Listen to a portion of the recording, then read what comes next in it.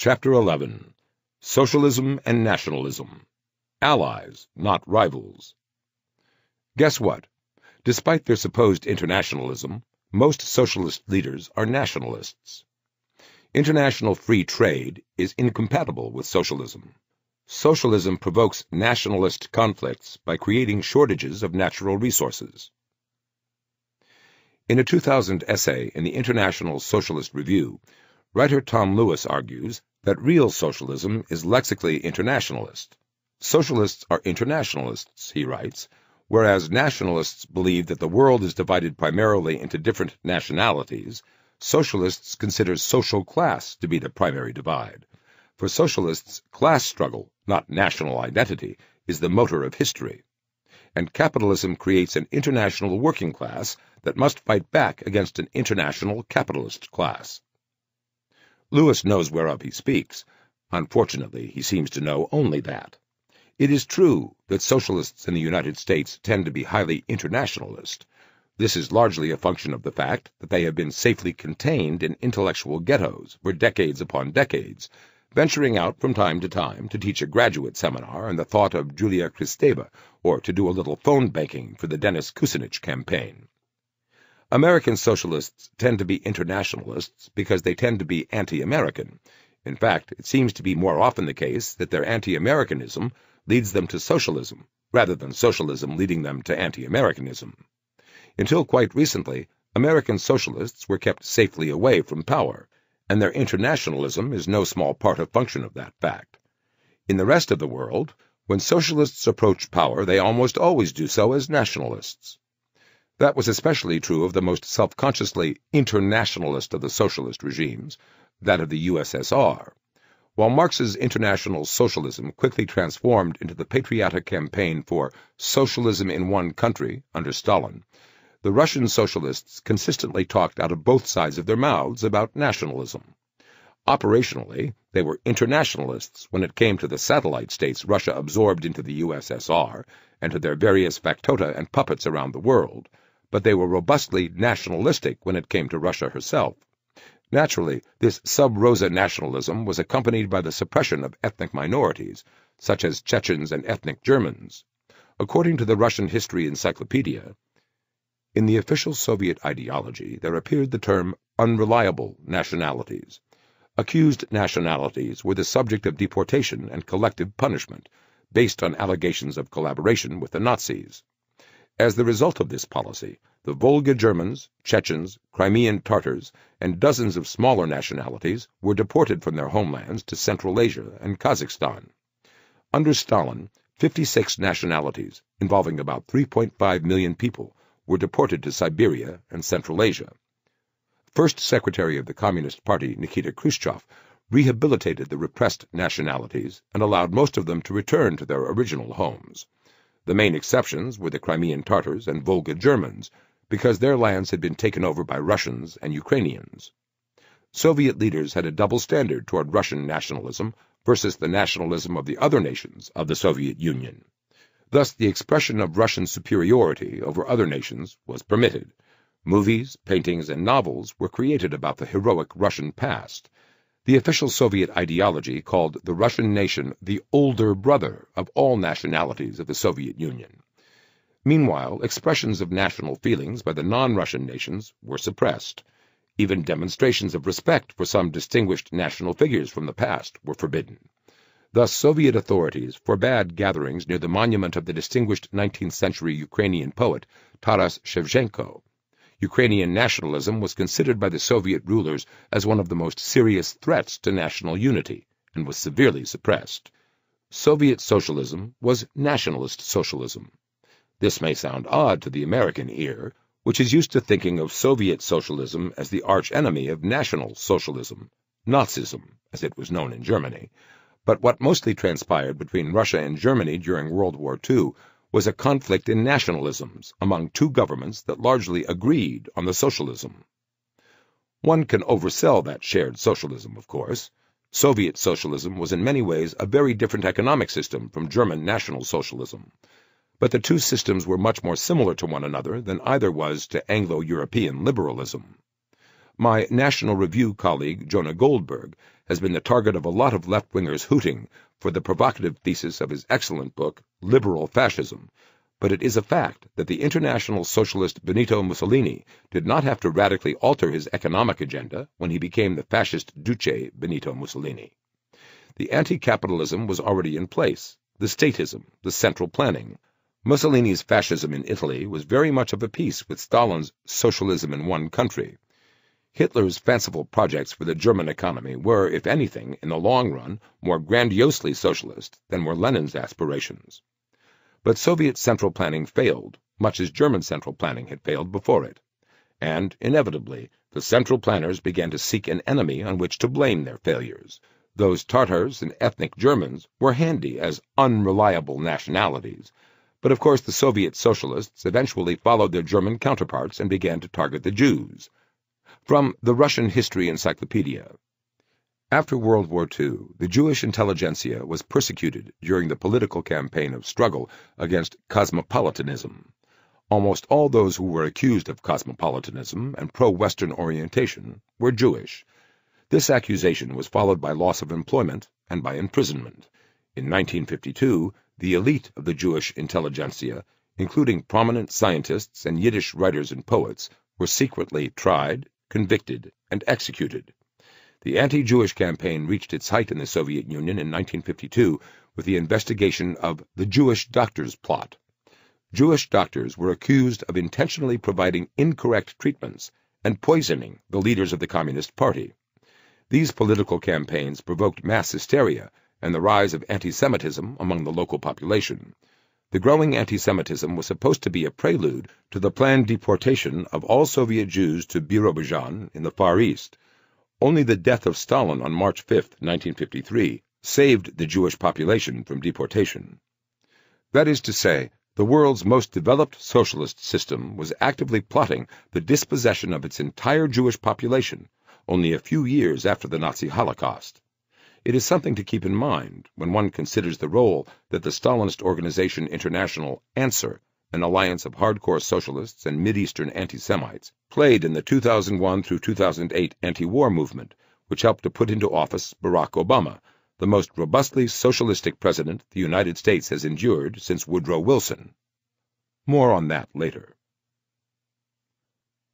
The river's source. The only doctrine of which I had practical experience was that of socialism, from until the winter of 1914, nearly a decade. My experience was that both of a follower and a leader, but it was not doctrinal experience. My doctrine during that period had been the doctrine of action. A uniform, universally accepted doctrine of socialism had not existed since 1905, when the revisionist movement, headed by Bernstein, arose in Germany, countered by the formation, in the seesaw of tendencies, of a left revolutionary movement, which in Italy never quitted the field of phrases, whereas in the case of Russian socialism it became the prelude to Bolshevism. Reformism, revolutionism, centrism, the very echo of that terminology is dead, while in the great river of fascism one can trace currents which had their source in Sorel, Peggy, Lagardelle of the movement socialists, and in the cohort of Italian syndicalists who, from 1904 to 1914, brought a new note into the Italian socialist environment. Benito Mussolini, Doctrine of Fascism, 1923. Workers of the world, attack each other. Jews are a favorite target of authoritarian regimes, wherever there are Jews, and in some places where there are no Jews. But it is a big, complex world, and the hunt for enemies is a long-standing socialist obsession. It is an important part of what binds socialism to nationalism in the real world, as opposed to the intellectual's imaginary world of international socialism. There is probably no better example of that today than the case of China. One long-time China watcher, having returned from a sojourn in the Middle Kingdom, told me, "I returned from China convinced that there was nothing to worry about from their ideology. I don't think any of them really believe in communism anymore, but I was terrified of their nationalism." My National Review colleague, John Derbyshire, who himself resided in China for some time, identifies a blend of frank racism and national romanticism in the Chinese outlook. Many sinologists argue that very little other than nationalism holds China together, as its top-down socialism necessitates ever greater expansions of Beijing's police state.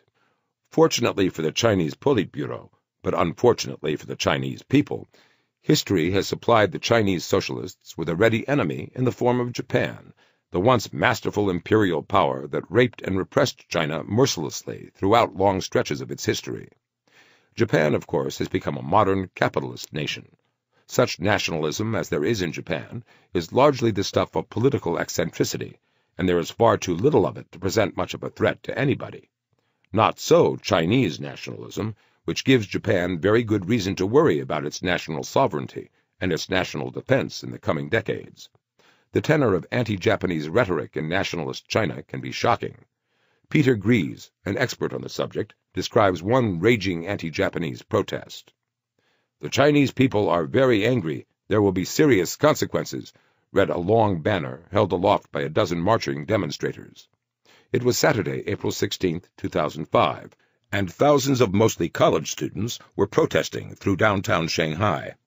Another banner revealed the object of their anger: "Oppose Japanese imperialism."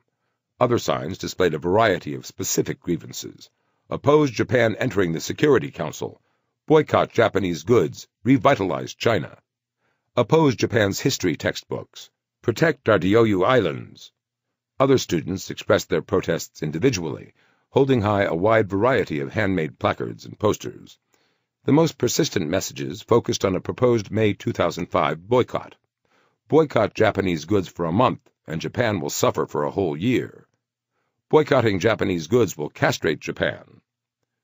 The two most striking visual images were of weapons and Japan's Prime Minister Junichiro Koizumi. Pictures of butcher knives, swords, and arrows were painted to pierce the rising sun of Japan's national flag. Yet it was the image of Koizumi that received the most attention from the young demonstrators. One protester gave him a mustache to make him look like Adolf Hitler, and others went further, dehumanizing Koizumi. One placard placed his head on a pig's body and declared him to be a little pig. Another painted a pig's snout and ears onto his face and declared in large characters, "Death to Koizumi the pig." But the most ominous images evoked a dead Koizumi, with tombstones bearing his name, and a photo of a funeral with Koizumi's picture at the center. In addition to peacefully waving the flag of the People's Republic of China, PRC, singing the Internationale, and chanting anti-Japanese slogans, the demonstrators also engaged in a number of activities of a less benign nature. On their way to the Japanese consulate, they smashed the windows of Japanese stores and restaurants, overturned Japanese cars, and burned Japanese flags and photos, as well as placards of Koizumi. When they arrived at the consulate, they hurled eggs and pelted it with paint bombs. Notice the largely economic character of that rhetoric. Boycott Japanese goods, revitalize China, as though Japan's prosperity were the reason for China's often uneven economic ascent. The image of a boycott as an act of castration is particularly chilling, and particularly emblematic of the crude economic thinking that underlies nationalist socialism in practically all its manifestations. Spanish economist Faustino Balve, 1887 to 1959, understood that socialism was entirely incompatible with a sophisticated understanding of economics, particularly international economics, years ago, writing, "The slogan, 'Buy what the fatherland produces, produce what the fatherland needs,' has not been and cannot be of any avail at all, because whoever is in want of a commodity buys it however and wherever he finds it. This, indeed, is the very essence of man's innate faculty of economic judgment and choice. On the other hand, for a country to produce what it needs, natural conditions have to be favorable, and there must be a sufficient demand to make production profitable. For no one will undertake to produce a commodity, no matter how much the country may need it, that economic calculation shows to be unprofitable and incapable of competing on the world market." The extreme form of this line of thinking is autarky, the condition in which a nation attempts to live exclusively on its own produce, as North Korea has endeavored to do from time to time. Balve's analysis, like that of Hayek and Mises, suggests that national economic planning is not so much unwieldy as impossible. No less illusory is the myth of the economic solidarity of the citizens of one country as opposed to the inhabitants of other countries. From what we have already observed of the economic interdependence of all people everywhere, it becomes manifest that it is absurd and impossible for a country to attempt to live in autarky exclusively on its own resources. No country, however extensive and diversified it may be, not even Russia or the United States, has at its disposal all the natural resources needed for its production and consumption. All countries have to import, and not on a small scale, food and raw materials as well as manufactured goods, if they are not prepared to content themselves with a miserable subsistence dearly paid for, because there are branches of industry that can produce at low cost only on a large scale or under especially favorable conditions. As we know from the law of comparative cost and the law of returns, few countries are in a position to produce economically heavy machinery, automobiles, etc. They need to export in order to pay for their imports. For this reason, the only really integral economic whole is the international, or rather the worldwide market, because, in fact, trade takes place not between nations, but among men and across national frontiers. This universal economic community can be realized only when every entrepreneur buys and sells in the markets of the whole world. The international nature of free market capitalism has lethal ramifications for the would-be central planner. What the central planner cannot do within a single country, or even within a single industry, the markets do across industries, nations, continents, even across time. That is to say, markets coordinate the incomprehensibly complex means of production, ranging from physical capital to financial capital to credit, labor, intellectual property, organizational capital, and the other subtle inputs that make modern material life possible, and national central planning impossible. Hugo Chavez can try to set the price of rice in Venezuela, but so long as rice can cross borders, his regime does not have the last say on the question.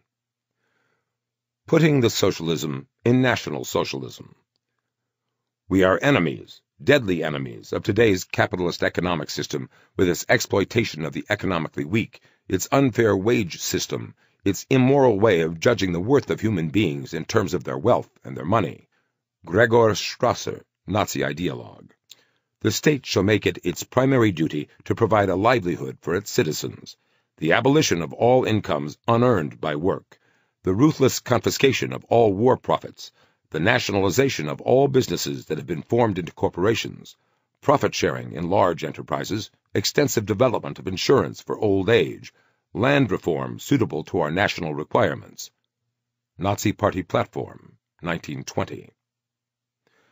We are socialists. We are enemies of today's capitalistic economic system for the exploitation of the economically weak, with its unfair salaries, with its unseemly evaluation of a human being according to wealth and property, instead of responsibility and performance, and we are determined to destroy this system under all conditions. Adolf Hitler, 1927. Resource nationalism, another socialist specialty. The American socialist writer Dan Jakopovich, whose work we will closely consider later in this book, is not alone among the so-called international socialists in praising this strategy of resource nationalism. It has a long history, but remains as fresh as the morning headlines.